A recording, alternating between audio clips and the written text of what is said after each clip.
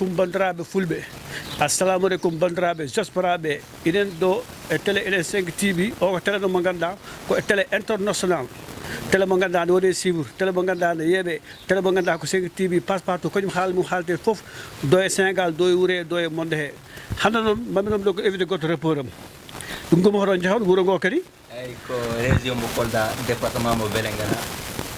sar bira sare madi sare nde wiide sare madi ok mais an minen presque haala mana haale e nder wuuro he e nder rabe e nder mouvement he quoi nimmi ko mbaɗa découvrir yimɓeɓe ke paama ka holloɓe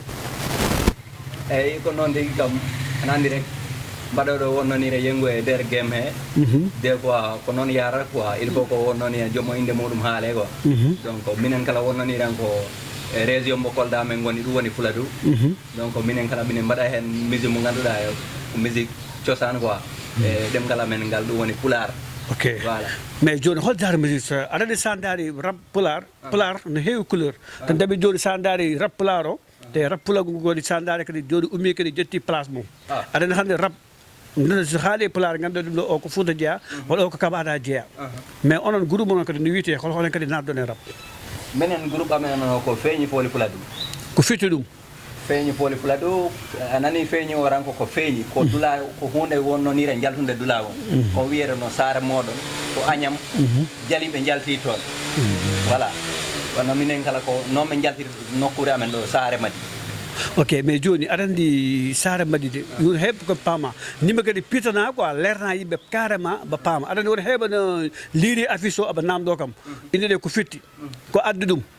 ɗum nimɓe kadi lerna yimɓe carrément pecca yimɓe paama donc no mbimami ni rande ji Assane donc si a nani feeñi fooli Fuladu ran feeñi fooli Fuladu ko jibinande Fuladu jibinande Fuladu woda toon kala ko e nder Sénégal ok donc minen feeñi fooli Fuladu minen jeeya e nder commune mbo Kandiaye commune mbo Kandiaye ok ɗum ko département mo Vélingara donc village o wiire sare nde wiire sare madi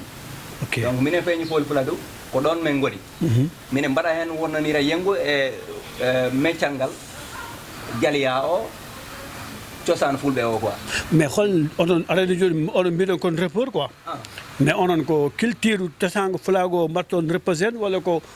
holdare musique walla ko musique peut-être mbatton quoi non minen ko musique cosaan men mbatta ok cosaan Fuladu eyyi mais ko cosaan fulado sama heeɗima dal ko joni cosaan fulago après mbattu ɗum en rap quoi non ana andi si min faamino kaldarani ni tan eyyi ko waɗi ɗiɗi quoi ɗi waɗi ɗiɗi ɗi waɗi rap galsen waɗi hip hop minen noon ko minen ɗum ɗa ko cosaan amen noon e ha joni min mbaɗi faami ko jiiɗa ko mais quoi ɗum ko kumbu kumbu eyyi joni aɗa andi joni aɗa andi onon mbiɗon kon rappeur eyyi te ɗum ɗo wiyete ko émission rap pulaar yeeso faye te mbiɗon koye culture haaldon koye rap haaltude aɗa andi hay sa woni jaago saɗa waɗi rim ko rim mbatta quoi e rap mais wona ko sa cosaan jaago fof jetta aɗa andi hip hop ne waɗi starte mum quoi ne waɗi lawol mum hip hop wonko jeeyi wonko jeeya mais sala ko mbiɗa ko quoi ko langage mon jottuɗon aada mon jottuɗon mais ko aada mon jottuɗon mbattu ɗum rap walla mbattani ɗum rap non non cosaan ok minen musique amen on ko noon ɓe mbaɗani ɗum ɗo rap mbaɗani ɗum to rap mais onon toon wuuro moon est ce que culture o no wuuri toon carrément machallah machallah musique o toon machallah musique o no yaaha niveau à niveau passe partout passe partout guilay concert aɗi ne waɗa toon ko top level mais est ce que toon kadi guilay concert aɗi waɗa toon entrée passe partout yimɓeɓe ne gara ne mbaɗa représente wuuro ngo carrément quoi bien sûr mais est ce que toon onon jogui événement mo ganduɗa spécial taw ko onon jeeyi quoi chaque année on mbaɗa organisé ko taw on ko grand événement wona e nder Fuladu toon wuuro moon quoi exactement minen jogui ɗum toon minen jogui anniversaire momen ganduɗa wowi wadde hira yo hira hol année le 28 décembre le 28 décembre 28 décembre o kala gara ɗo minen gandi ɗum wadde mais ko entrée wona walla gratuite non des fois jolle men mbaɗa entrée des fois noon a famaran wonon situation ji ɗi no jarata a famana population o des fois wattu yonguirtugol kalis muɗum yoɓa natta ko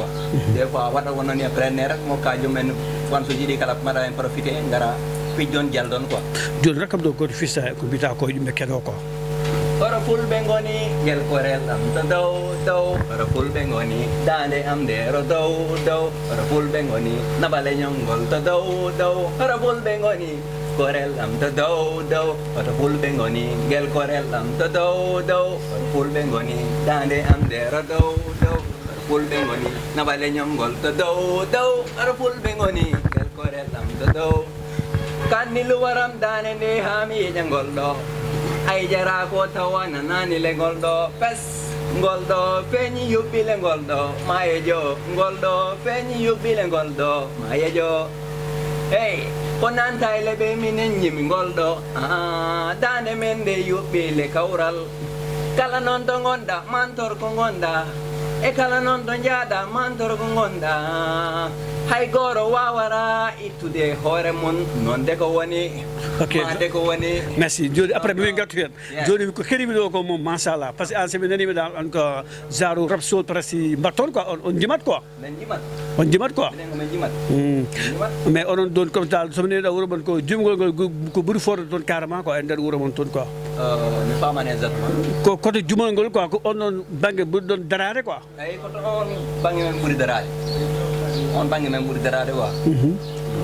mais joni an presque onon toon won groupe aɗe ganduɗa nani nder wuuro he groupe aɗe ganduɗa ne daari aɓe gadda quoi to koye nder wuuro mon nder commune he quoi non ɗum no heewi toon no heewi toon wona minen tan gon toon quoi no woodi jaali ɓe gomɓe toon tawri hen minen noon kala koye nder muɗumen si mais est ce que toon kadi onon toon musique o ala toon jafe jafe quoi guila panaɗe mon e wuuro mon e woɗɓe quoi est ce que aɓa jaɓini on quoi taade wuuro ngo kadi ko wuuro fulɓe mais est ce que tan panaɗe ɗum toon mbatta hen probléme kaala mbi oɗon mbaɗa wala o mbatta ɗum non non minen moom haalde ko ngo welani allah minen feeñi poli pula ɗum minen groupe amen o minen min ngala hen ɗen caɗele par ce que wonnani tan allah si hokkama tan ko hokkama gueɗe ɗe foof donc hande si jinnaɓe maɗa jaaɓi hunde donc ko gandiranta moom hunde ɓe ko hunde moƴƴude dal minen min ngala e ɗen caɗele jinnaɓe ɓe ɓe mbaɗi men accompagné ɓe meeɗamen salanade ko min mbatta ko meccal min mbatta ngal tawde noon kala e tundu ndu foof saare nde foof no nangani men no mbakkili foof mais est ce que toon kadi guila mairie ji guila passeport wonɓe wonɓe commune ɓe aɓe jaggue affaire de culture o quoi mairie o quoi non ko noon ana andi moom des fois wonnoniran ɗum ñakkara woda nanguɓe woda ɓe nangani donc kala men pelani ɓe nangani ɓe men pelani ɓe nangani ɓe ko mo essentiel mo moom an no mbaɗoɗo gogo meccal ngal il faut ko joganoɗa responsabilité joganoɗa ɗum tan toon yello hay si woni goɗɗo nanganarima an no moom si a nangui meccal ngal mbatta a waɗi ɗum respecté rek donc ɗum y a pas de probléme donc o hettiro affaire wonnonira laamu ɗum to mairie ji ɗi donc o wattu ɗo raw mi wawa wiide moom ɓe wonnoniram ɓe jippaki e juuɗe amen ɓe jippaki e juuɗe amen kono min andi moom allah ko moƴƴo peut être ko allah woni hoddiraniram wonnoniram ɓe gara e envers ɗumɗa minen mais est ce que onon toon groupe moɗo meeɗi yaltinde album walla goddum e goddum quoi walla prégé walla hoɗum walla massi walla massi quoi exactement dami wallay ɗon ɗi ɓitinimmi min no jogorami wallay ɗon ɗi ɓitinimmi min komi afa galle mi ala hay métier donnami de mette dardami hunde ladde mi suyra haalde mi nana ɓen mi jaabo eyyi on ko projet wattanamo hen kala goɗɗo jingen yo jinganen ɓe rewɓe meɗen jingen yo jinganen ɓe jambaroɓe jingen yo jinganen ɓe rewɓe fuladu jingen yo jinganen ɓe saare maɗiɓe e ɓe ɗinin cokawesa ɓe ɗinin tera setto ɓe ɗinin dunciro ɗinin to suma solto wattidan noon lobre kañ noon ne tampere tukillo ñoƴƴa ɓerde o defa ha dewra okka o gorko ñama ɗon tan ɗi fori jarde ɓe ɗin to guesele ɓe ɗin to paraji ɓe mbaɗa jardin aji tawra ɗi suseraji ha heɗi tegueji hey ɓe ɗi bakkili ɓe goni rewɓe meɗen no kalimi ɗo ko moom machallah quoi vraiment ko faɗa ko mum ne waɗi engagé kadi kadi ɓe weeli helade quoi par ce que an hay so wona ɗum ɗo ni ko ɗum mbaɗaɓe conseil boye kaɓaɗaɗi e boye halpulaɓe e boye fuɗe ko enne ɗo kala ko mbaɗa wonde woto respecte l' engagement si par ce que an a wawa wonde pullo walla mbawa gona pullo walla gona presque pullo mbi pullo mbiya aɗa lakka langage mo ganduɗa a wawa